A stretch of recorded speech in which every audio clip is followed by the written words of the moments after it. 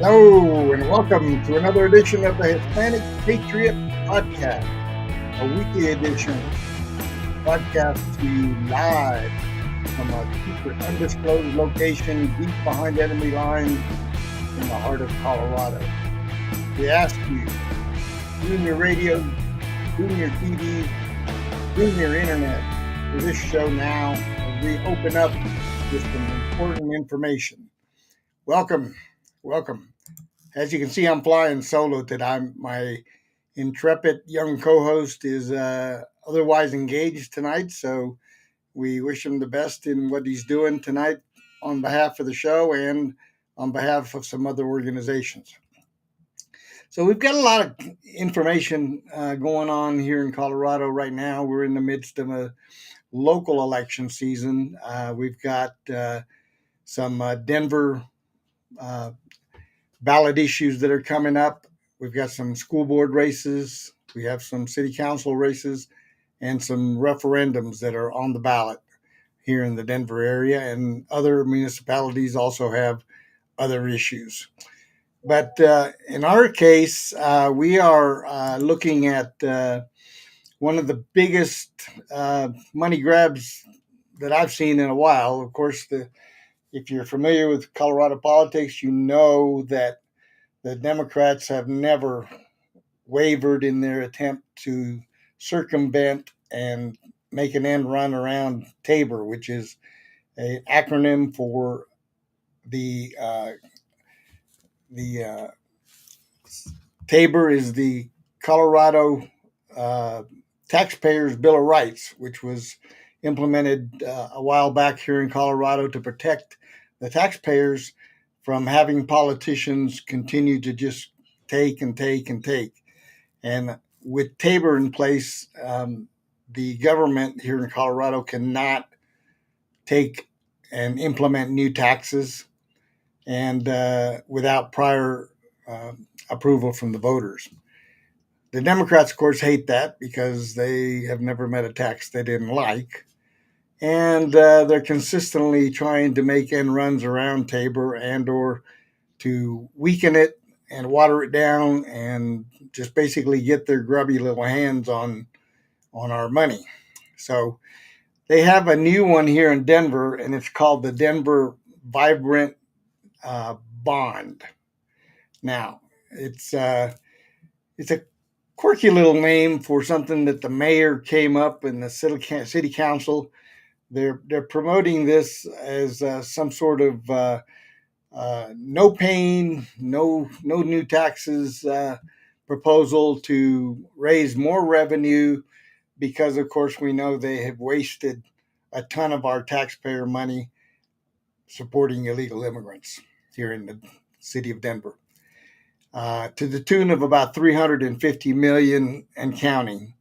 And so there's been a great budget shortfall, and basically they're trying to make up for it by raising money somewhere else.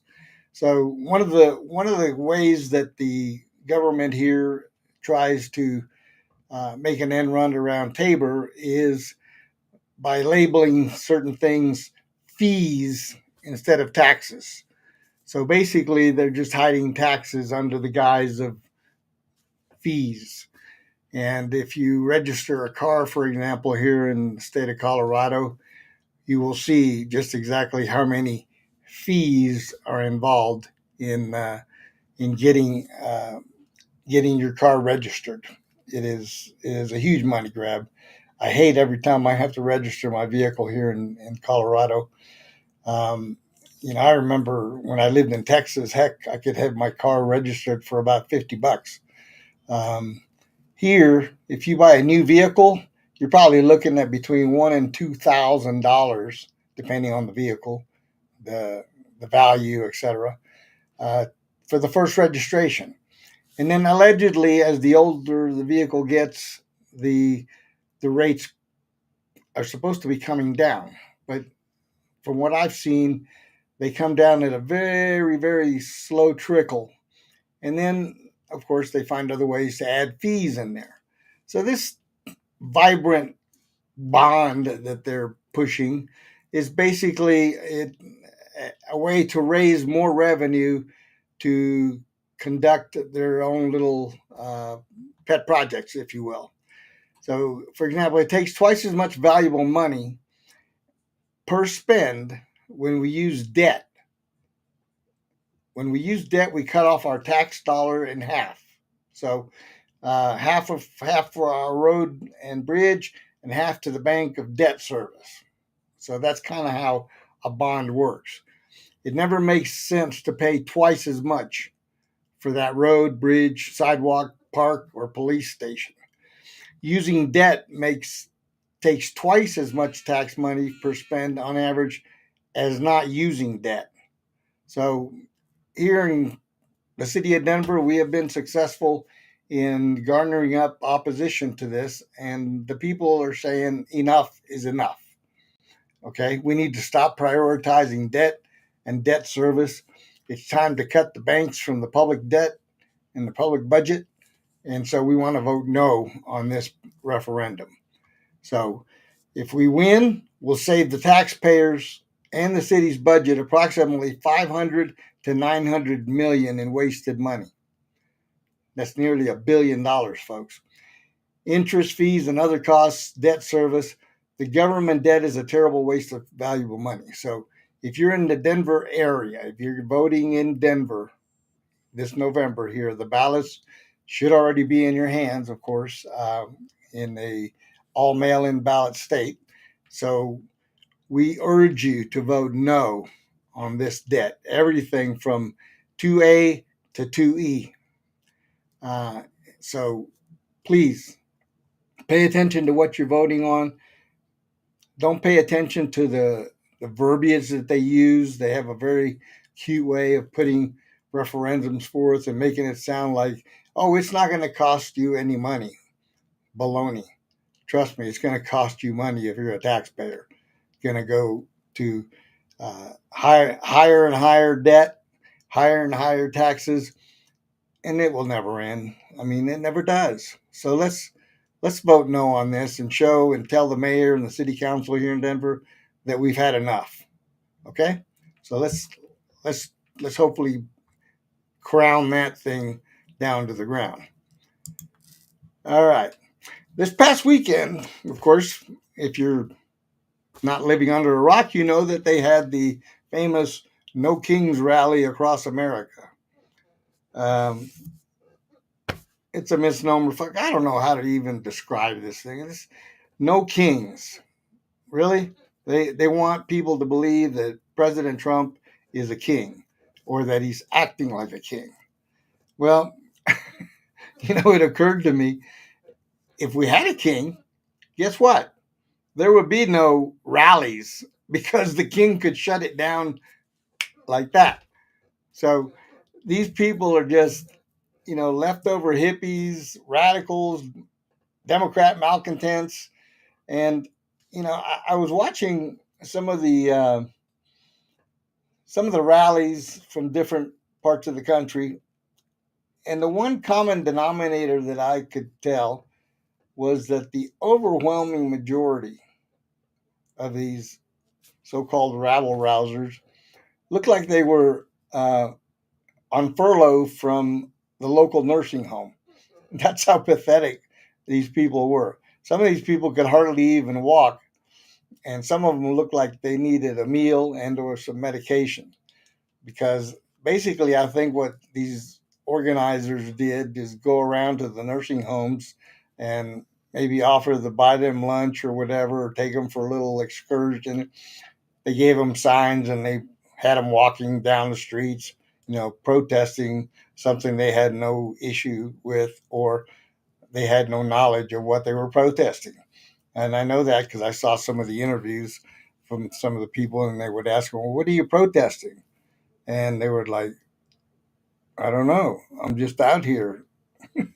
So they were out there enjoying the fresh air, the sunshine, and God bless them. They got some exercise and whatever else they were promised, whether it was money or food or just a day out on the town, so to speak. So, but the rallies were just so pathetic. And the other thing was that I noticed from the mainstream media is that the um, the numbers that they were reporting, and you've probably heard it on the networks and all, and saying that there were across America over 7 million people who participated in the No Kings rallies.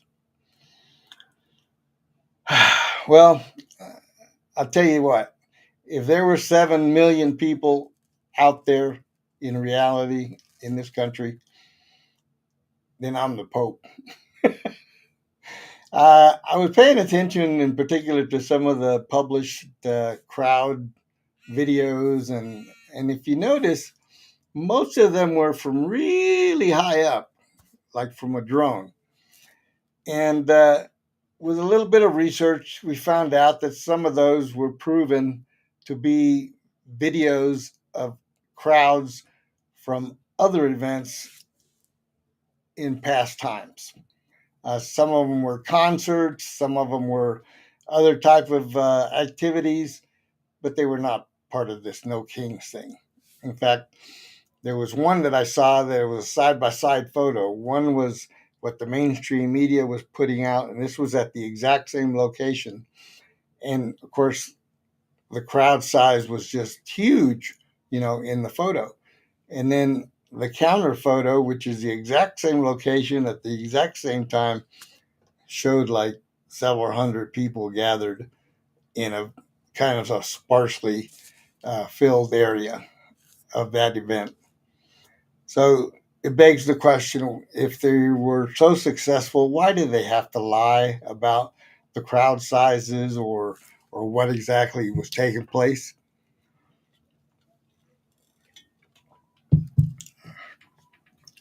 Folks, we're living in a virtual reality world right now.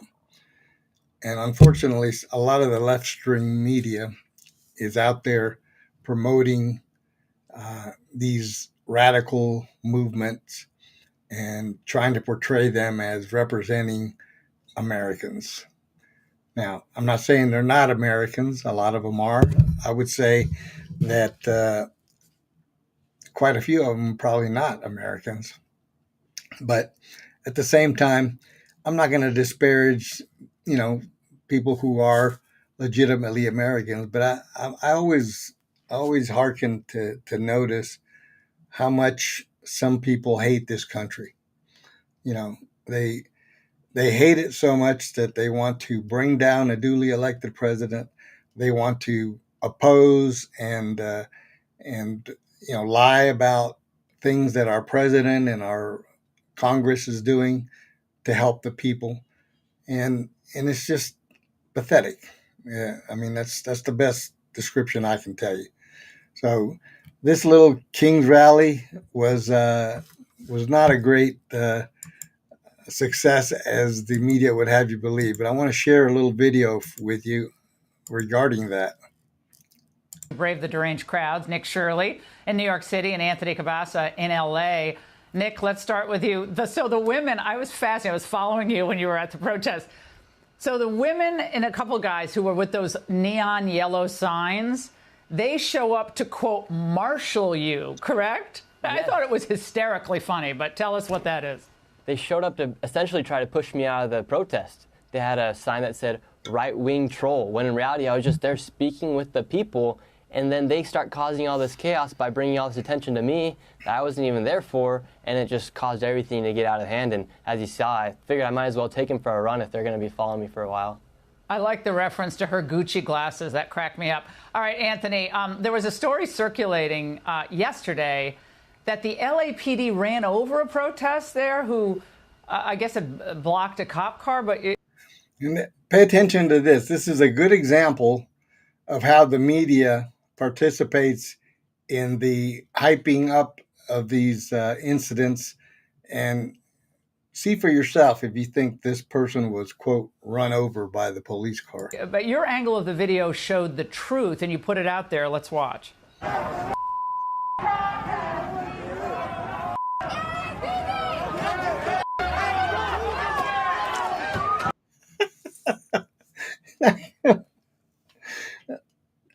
Okay, if they were going to hand out Oscars or Emmys or whatever, this guy would definitely not win.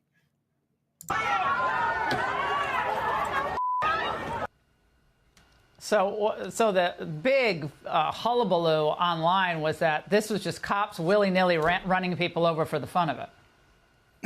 Yeah, exactly. That's what we saw on Saturday at the No Kings. Shortly after the, I would say, mostly peaceful protest, it turned violent like it typically happens in Los Angeles.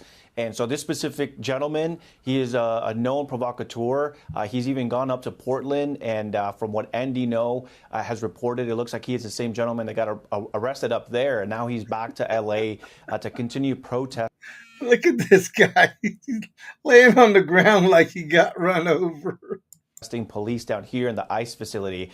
I noticed that on Saturday and Sunday it was trending that LAPD had plowed through the crowd, and I said, well, wait a minute, I was there. What really happened? So I went back to my footage, and I caught this point of view that clearly shows he was not ran over, and so it quickly debunked that story. No, he was not run over. He was kind of like throwing himself in the front of the car. You know, we have this issue in the D.C. area where, you know, we have people who get bumped on purpose, jam on their brakes so they can then file a lawsuit. It's kind of like that deal. Nick, you might have ruined a relationship, I think, this weekend in some of your videos. This was very sad. Watch. Do you support the deportation of illegal immigrants? Yeah. Yeah. I do. Okay. She's saying she doesn't. If they're illegal, then yeah. Do you not support the deportation of illegal migrants? Do we know how that date ended, Nick? I'm pretty sure bro figured out he was a Republican, and now the relationship's probably over.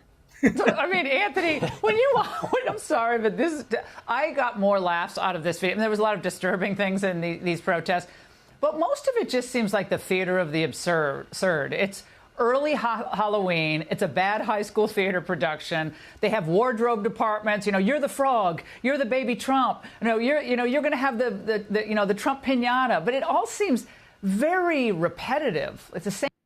Let's move forward a little bit on this one. I want to show you another part of the crowd here. I mean, they're playing on the affordability issue that Mamdani has glommed onto, and they think that's going to sweep Republicans out of office next year. So cost of living is a real problem for young people. But, Nick, I found that when I was watching the videos, and I wasn't there, but you can correct me, it seemed like mostly older people.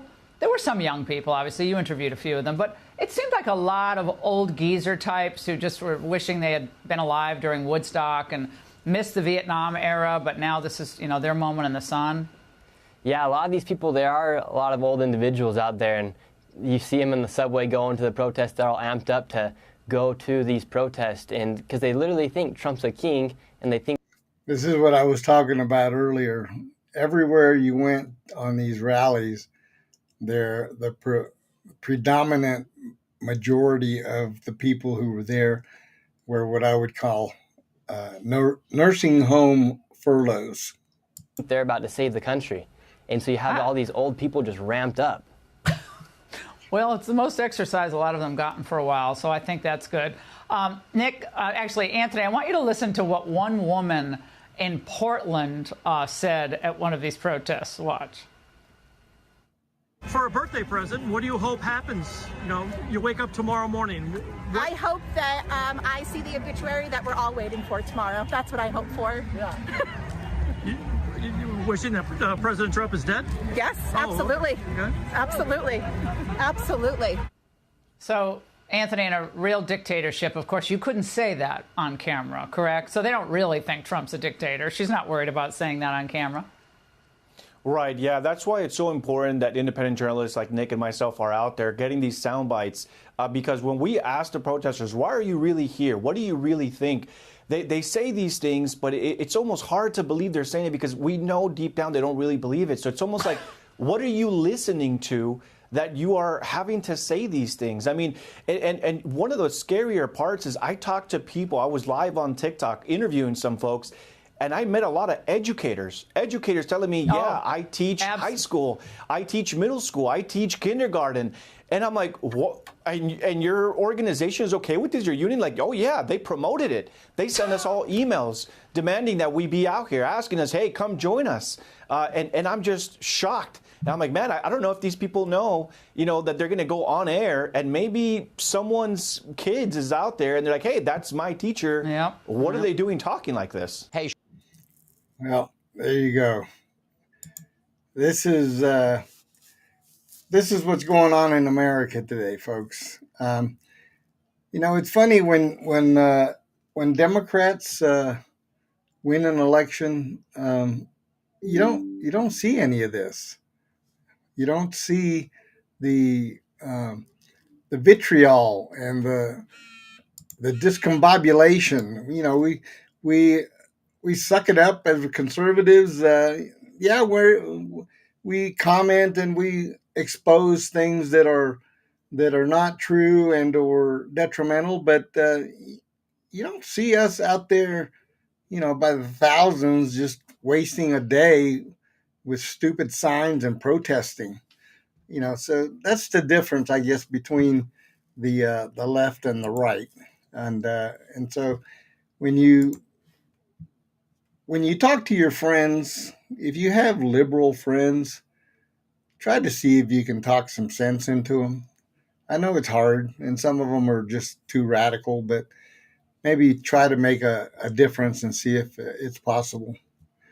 So now, on some other news that has been taking place, as you know, there's been a few interesting arrests and indictments here in recent days. One of them being John Bolton, whom we're going to comment on here shortly, and of course, former FBI Director James Comey, and who is now trying to get off on a technicality, saying that the president is being vindictive and un-American by charging him, and this is retaliatory for what he did in the Russiagate and the Steele dossier project, and also when he came out and said no reason, after investigating Hillary Clinton and her 32,000 deleted emails and bleached bit hard drives and all. Most of us would have been in jail for that, but no, not Hillary. So anyway, remember when he came out and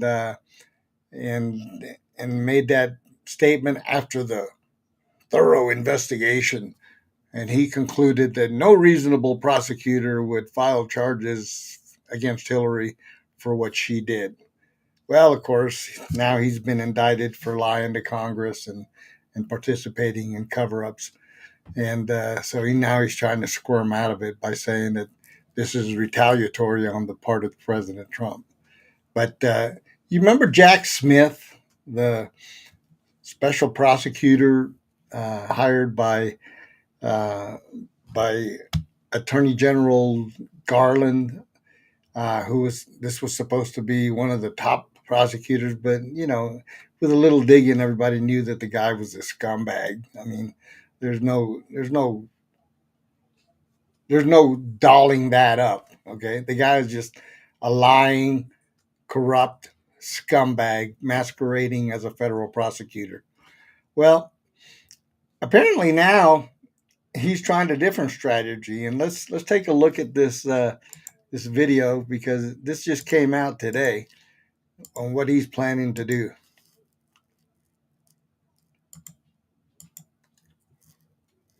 25 past now. Let's get into this. House Judiciary Committee demanding answers and testimony from the former special counsel Jack Smith. All this happening after his investigation and prosecution of President Trump. The committee chair, Jim Jordan, sent this letter. Quote, as the committee continues its oversight, your testimony is necessary to understand the full extent to which the Biden-Harris Justice Department weaponized federal law enforcement. Congressman Jordan is with me now, and sir, good morning to you. Welcome back to America's Newsroom. With you, Bill. If you get the chance to talk to Jack Smith, what's your first question? Why did the guys who work for you refuse to answer key questions like the fundamental question, was this investigation political? Was it designed to harm President Trump politically? One of his deputies who worked for the special counsel took his Fifth Amendment rights, exercised his Fifth Amendment privilege to that question. We've interviewed multiple lawyers who work for the special counsel. Two of them each exercised their Fifth Amendment liberties over 70 times. So we want to ask some of those same questions to Jack Smith. And then you couple that, the failure of them to answer questions, exercise their Fifth Amendment right, you couple that with what we know Jack Smith has done and what we've learned of late, like the fact they were spying on 8 members of Congress, like some of those lawyers that we talked about who took the Fifth were part of taking Scott Perry's phone from him 3 years ago. So you have all that history, not to mention the raid on Mar-a-Lago, not to mention the gag order they put on President Trump, not to mention we've had a defense lawyer for one of the defendants say that he was offered a what some might call a bribe when he said, we thought you were interested in this judge position. Why are you defending one of these people that we want to investigate in the January 6th investigation? So all that history is why we think it's now appropriate to bring in Jack Smith and why we've asked him to come in. On your letter, you say, want to do it by October 28th, 13 days from now. Coincidentally or ironically, however you want to characterize it, Jack Smith rarely talks. But he did make an appearance a week ago today in London, and the sound just became available. He says it's all politics. Here he is from a week ago today. The idea that politics played a role in who worked on that case or who got chosen is ludicrous. And Andrew, you know, and this is another thing that I think if you're not inside the U.S. Department of Justice, the idea that politics would play a role in big cases like this, it's absolutely ludicrous, and it's totally contrary to my experience as a prosecutor. I gotta stop it there because I can't watch that with a straight face. The guy is a lying scumbag, okay? Sue me, Jack Smith, because I'm saying it on the air. You are a lying scumbag, and you will get yours when it's time to prosecute you. And I hope you're one of the ones that gets indicted as well. Unbelievable. I mean, these people just, they lie with impunity, and they think they can just walk and get away with it. And unfortunately, we have a certain segment in our population that will lap up whatever they say and regurgitate it as gospel, and of course, blame everything on President Trump. Everything is President Trump's fault. That's what we've heard for 10 years now, okay? And so, the thing that we're going to learn over the next several months is we're going to see and hear real testimony and real facts and data that is going to come out against the whole cabal that tried to take President Trump down. And I, for one, cannot wait. I am chomping at the bit to see some of these people get their due results, because this is just beyond the pale that these people continue to have airtime to spew their lies and their nonsense. And I hope this one guy in particular is among those that decide they're going to finally get their just desserts, so to speak. Okay, interesting developments regarding elections. If you know, in national elections in different areas of the country, we know certain states are what we would consider deep blue, untouchable, and some are deep red, untouchable, and then there's some that are kind of in the middle. But New Jersey is a very liberal state, okay? But this happening that's going on right now in the New Jersey governor's race is a very strong indicator of what's to come in the midterm elections. I have some cautious optimism, but I also have some strong optimism because of a lot of the events that have transpired here in the last 30 to 45 days, not the least of which was the Charlie Kirk assassination, which I think is going to have a great impact on the midterm elections. But let's peek in on what's going on in New Jersey in this governor's race, because that's very interesting to me.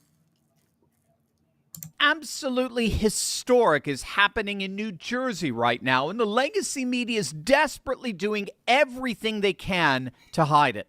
A state that Democrats have controlled for decades, a state where they've had a stranglehold on power so tight they thought it was untouchable, is about to flip Republican. And gang, the panic in Democrat circles is absolutely real. We got the most recent early voting data already coming in and the latest polling, and the combination is a 1-2 punch that has the Democrats flipping out.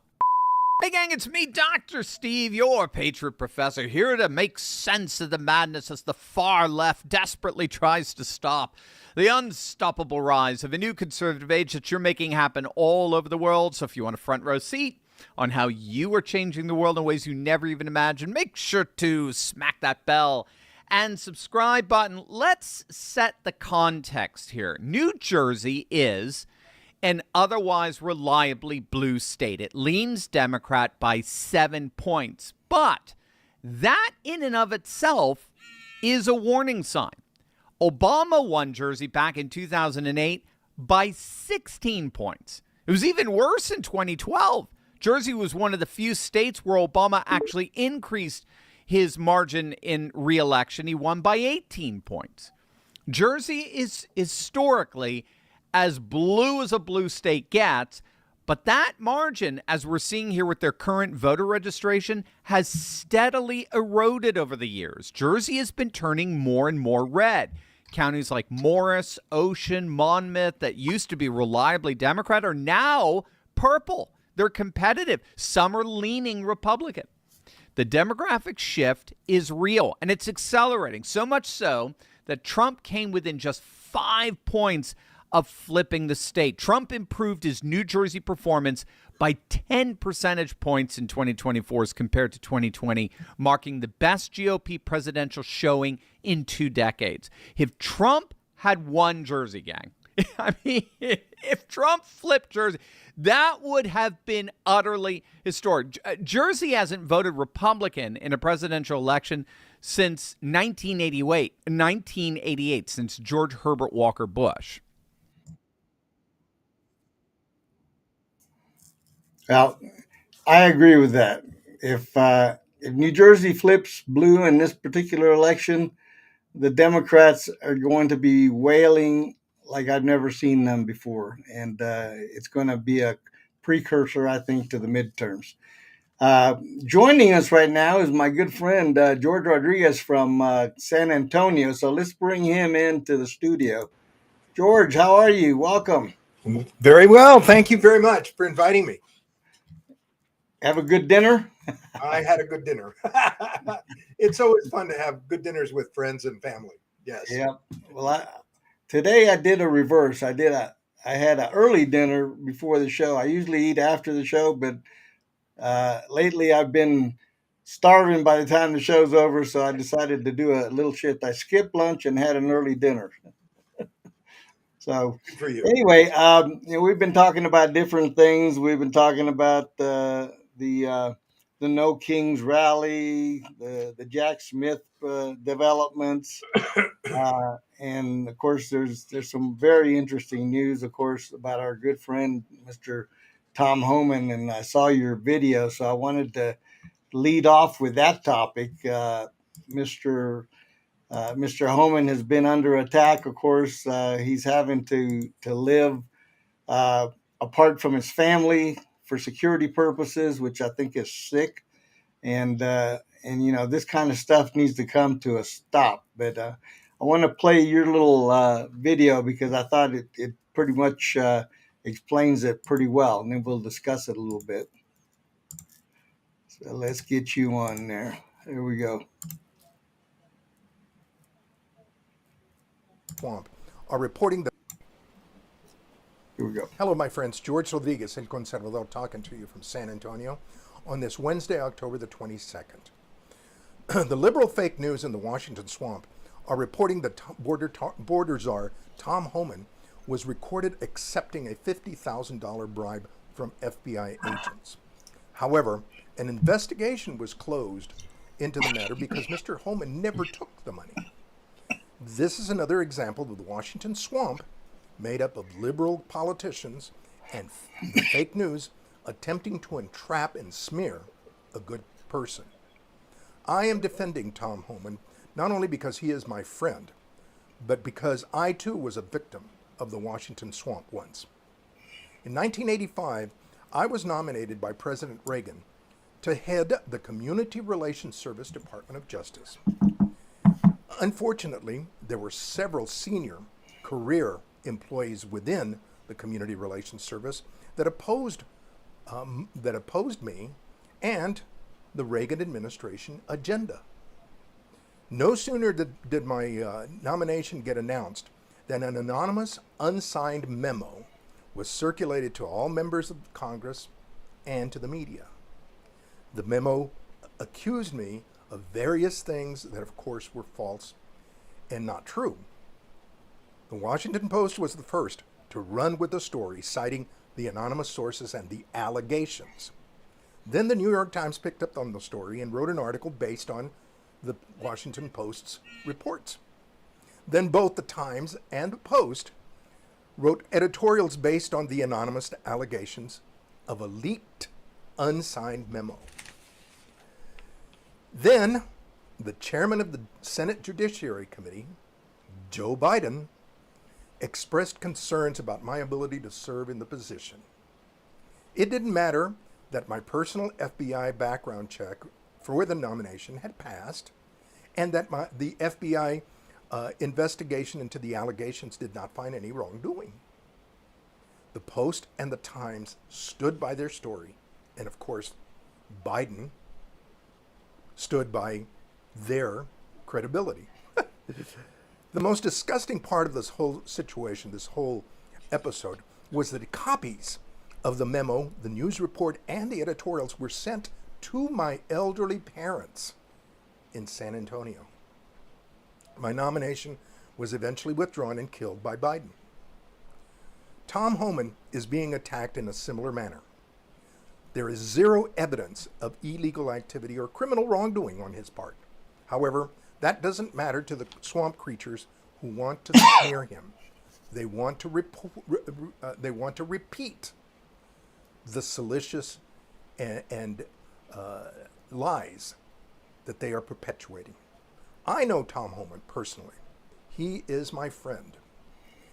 And he is an honest man filled with integrity. Someone who would, if you were in the trenches, who would want him next to you, my friends. I stand behind him, and I don't want the Washington Swamp to win. They must not win on this. I stand behind Tom. George Rodriguez, El Conservador, talking to you from San Antonio. You can follow me on Facebook and YouTube and other social media. Thank you. All right. That's, that hits the nail right on the head. I mean, these people are just, they never stop. They never waver in their pursuit of lies and innuendos. And when they're not in power, when they're down, this is the only thing they've got, is to try to create doubt and lies in the general public.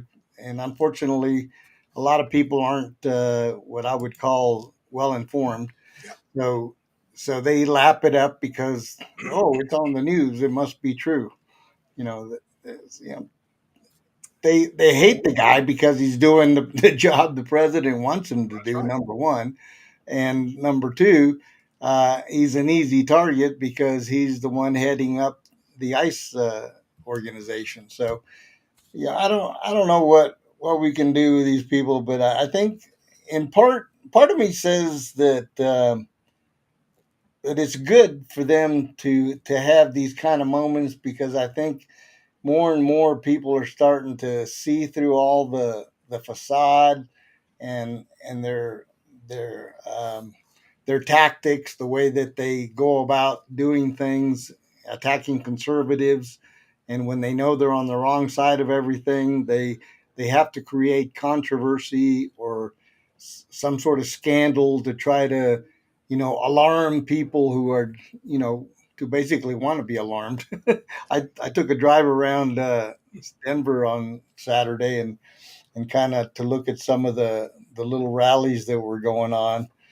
And I mean, I was just talking about it earlier before you came on, and in the No Kings rally, the one thing that stood out to me is how the makeup of the crowd. If you look real close, it's what I call the nursing home furlough crowd. Uh, it's like they took buses around to all the nursing homes and offered them a day out on the town, and then handed them signs and told them walk this way and wave your sign. That's kind of what I saw, and and I'm no spring chicken, but I would never do that, and I would never let my parents do that. Number one, but that's kind of the makeup of the crowd. It was like and then I was also talking about the inflated numbers that the media was reporting. What'd they say? 7 million across the nation, and then I saw the reports about AI generated crowd videos. If you notice, all of those were really from high up, like from drones. Yeah. And then it came out and it said that some of those videos that they were showing were not King's Rally videos, but rather videos from other past events. Some of them actual concerts, crowds that had gathered for events, and they were trying to pass those off as no King's Rally events. So I don't know what happened in San Antonio. Did they have... we had basically the same thing. And what was really fascinating here, now you've got to remember San Antonio is a city that is, well, at this point, I think it's about 70% Hispanic. However, now. Okay. However, the vast majority of the events of the rallies were mostly, like you said, I call them elderly hippies, elderly white hippies. I said that earlier too. The leftover hippies were the ones. Yeah, I mean, these were folks who apparently thought they were going to Woodstock, and old enough to have been there, and they were just given a sign. And that's really, really, I mean, I think you had a very accurate description of them. This situation that we had here was, again, one, that they claimed it reflected the community. It did not reflect the community. The number of Hispanics that actually participated in this No Kings Rally was very, very small. And that, again, is a panic signal for the Democrats here in South Texas. Yep. They are beside themselves as to how they're going to do what they're going to do to recapture the Hispanic community, which has really, really moved to the right. The other thing was that we saw a lot of folks who were demanding trans rights. And if there is anything that really, really irks the conservative-minded Hispanic, is somebody who is a man who desperately wants to be a woman, wants to be treated like a woman, and wants to go into the bathrooms of women. Mm-hmm. And you saw a lot of those, and I think that was one of the main things that turned people off about this situation. Yeah, well, I mean, absolutely right about the trend. The trend is definitely, leaning right, and with the past events here recently, with the Charlie Kirk assassination and the youth movement, that's going to explode, I believe, on the scene right after New Year's, when the campaigns really roll into high gear. Yeah. Here in Colorado, we have had, right now, I think, I want to be correct, but I think we're at like 19 Republican candidates for governor. Good. And well, yes and no. Okay? Yeah, hopefully they won't kill each other. They won't destroy one another.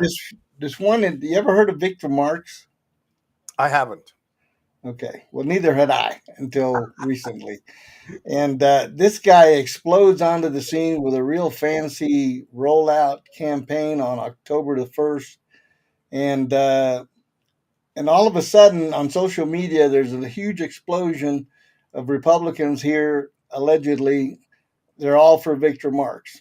Huh. Nobody that's involved in local politics here in Colorado had ever heard of the guy. Okay. And what I noticed about a lot of the supporters on social media, they were never seen on the political scene either. Yeah. So we concluded, and we've proven some of it. We can't say 100% of them are, but number one, we feel like they have created a bunch of bots that created this groundswell on social media. And one of the telling signs was we have a group here in Colorado called Republican.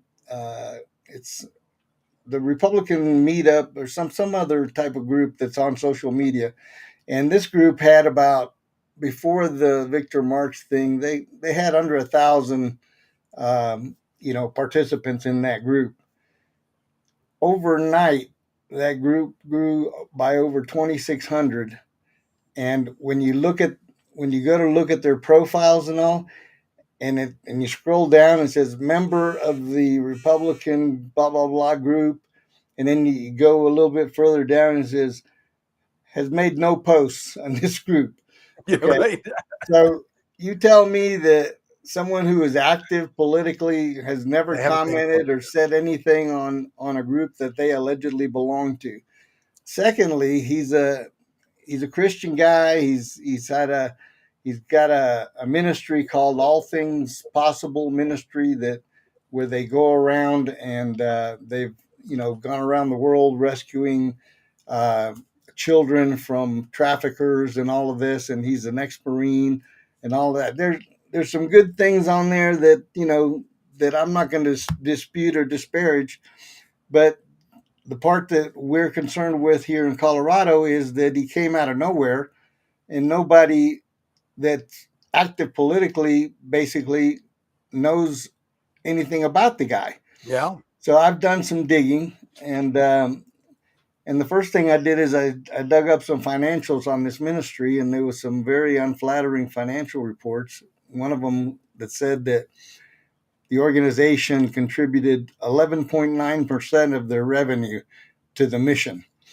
The rest was for... Oh, my gosh. Yeah, 11.9%. Oh, my gosh.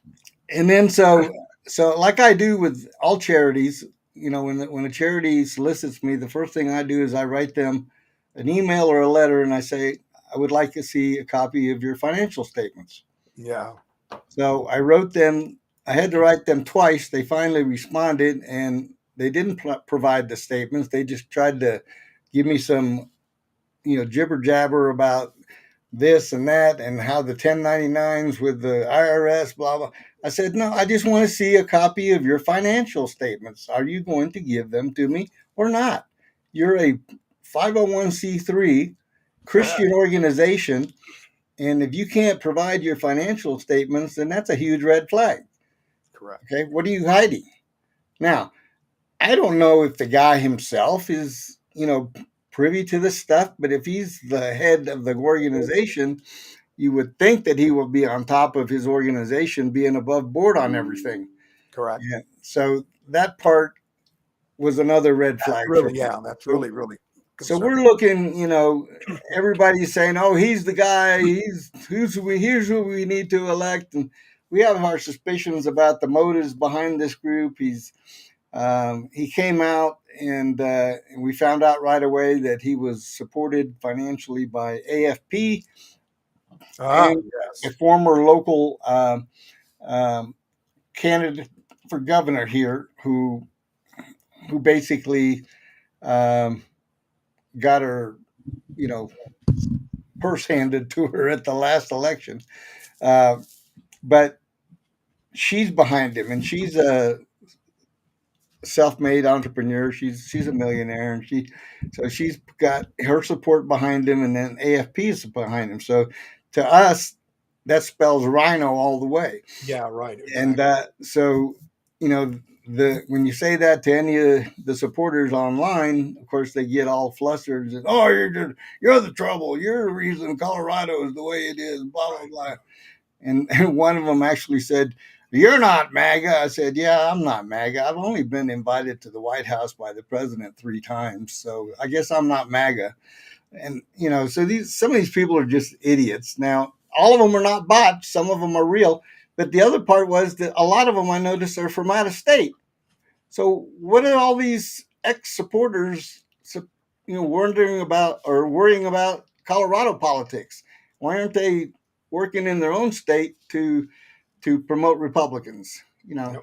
So it's what I'm saying is it's not an organically Right. It's not. run It's not. campaign. If it's not organic, then it's not real. I mean, these situations where all of a sudden a candidate comes in, and particularly if they have no background, Yep. you have to ask yourself, well, what have you been doing? Where have you been working? Who have you been supporting? And I mean, to those of us that are in the trenches, it is really, really harmful for somebody to come in from out of nowhere who doesn't even know who we are, what we've been doing, and then pretend to lead the state. Yeah, that's really bad. To read some of these supporters, and I'll send you a link to one of the groups that I'm talking about, and you'll see what's going on. But it's really a bizarre situation. A lot of us that have been active, in the party and done things, and we don't recognize most of the people that are supporting him, and we didn't know anything about him until he came onto the scene. And they said, well, he's got over 2 million followers. Okay, so what? That doesn't tell me anything about Colorado. If he's so Colorado and he's has so much knowledge about what we need here, where was he when a lot of these things were going on? Exactly. What candidates has he supported? And then we find out through his voting record that he hasn't voted hardly, that he hasn't participated in anything political. And so to me, he's just a prop. And yes, he may be a really nice guy or whatever, but that's it. But he's a prop. That's what we're seeing. And what is he going to do for you ultimately? That's the other thing. He came onto the scene. He had this big rollout with 1,000 people at the rally, and then when somebody asked, "Well, what is your platform? What's your agenda?"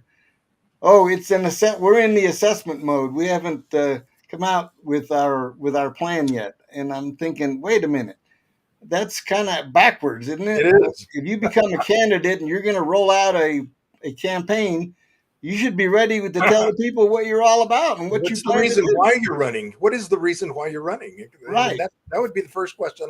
So that's why are you running? What is it? What are the issues that you're running for? So it's very bizarre. Oh, it's I've got to find out what the issues are first.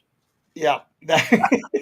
Well, that was basically the answers. We're in the assessment mode, and we'll be revealing our plan very soon. Sounds like a Biden campaign. Well, and people, you just have to read some of the comments. I'm gonna send you the link so you can see how unhinged some of these people are. And unfortunately, now they've caught up on some of the people that I do know, and they've jumped on this bandwagon. And I've tried to warn them about popularity. Yeah, and these are good friends of mine that have done. I've had good long conversations with them privately. I said, don't do this. I said, maybe down the line, maybe if he is the guy, then we can all support him and all. But right off the bat, you're going to jump in and you're all in feet first for somebody you've never heard of before, just because he's got a so-called good resume. Well, remember Gary Hart. Oh yeah. when Gary Hart first announced his campaign, the media was so in love with him that they just gravitated to him. Yep. And people, because the media did it, people started gravitating to him. Yep. And he said very, very little, but he looked good and people loved him. People loved him because he looked good. And then what happened? I've seen a couple of his videos that he put out, and they're really professionally done and really heart tugging. And I commented to one of the people on there, a friend of mine. I said, "You know what this reminds me of?" And he goes, "What?" I said, "You remember a guy named Carter? Are you old enough to remember Carter?" And I said, he had very heart tugging campaign commercials that I fell for. Okay. Back in the late 70s, and the timing was right, and we were coming out of the Nixon debacle and all that. So he kind of walked into the White House, and he did. And the guy was, hey, look, the guy was a nice man, but he was a horrible president. And totally, really, that's a great way to put it. He really was. Yeah, he really was. I mean, and so this ad that I saw the other day, I got it. It just clicked to me. This is Carter 2.0. You know, they're painting him out to be this really nice Christian ex-Marine. He's done all this work with children. He's got this ministry and all, but then the financials don't add up. Exactly. And why is his organization refusing to release their financial statements? And so that's a big red flag for me. So anyway. I don't blame you. I think it should be a big red flag for everybody else. It really should. So we've been having a little fun here lately on the shows, and we've had a little series going on with Hakeem Jeffries and Schumer and all. So I'm going to be playing this video of our weekly visit with the Jeffries and the Schumers. So stay tuned. Get ready for some laughs.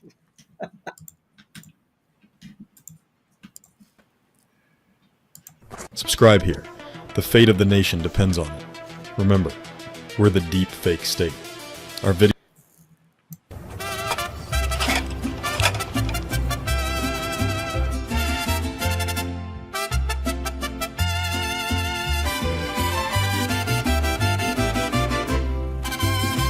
On the left side of town, they would holler and fight. They cursed every move of the folks on the right. But the tables have turned, now the story is told. The people are cheering, their hearts, bought and sold. Ay, señora, jefe, now they call him patron. The bueno jefe, capitán, the boss on the throne. Even the haters, they dip their sombreros, singing for the jefe, the hero they know. The plazas are ringing with music and song. The people are dancing, they're shouting along. No more denial, no more angry disguise. The left had to bow, they can cover their eyes. Ay, señora, ay, jefe, now they call him patron. The bueno jefe, capitán, the boss on the throne. Even the haters, they dip their sombreros, singing for the jefe, the hero they know. The left once was bitter, but now they confess. El jefe es el bueno, he's truly the best. With horses and trumpets, tequila in hand, the patron of the people commands all the land. Ay, señora, ay, jefe, raise your voice to the sky. The bueno jefe, capitán, the boss riding high.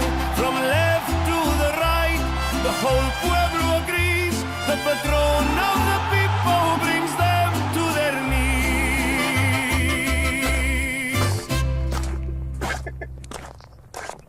Subscribe here. The fate of the nation depends on it. Remember. That's our weekly tribute to Hakeem and his crew.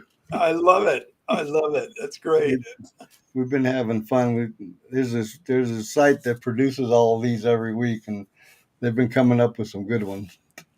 But yeah, it's been an interesting time, and we've got some local elections coming up. And last night I got to enjoy my Spurs, man. I don't know if you got to see that, but that was a total beatdown in Dallas. Yes, I saw that. Yeah, people are looking forward to this season. I think Wembanyama is gonna really look good. It's gonna be a good one. I think back to good times. All right. Well, I guess we're up against the clock, but I wanted to thank you for coming on. And my pleasure. Thank you for inviting me, buddy. We'll get we'll get back together here after some of these elections and yes, and analyze them. Rolling I think it's into going to be a very, very interesting, very interesting Yep. midterm election. It's going to be very, very interesting. I'm keeping an eye on New York and praying for them, but I don't know. That New one's a Jersey. tough one. Yep. New Jersey. Yeah. I'm really. All right. Well, thanks for coming on and have a good night. You too. Thank you very much. Take Have care. a good one.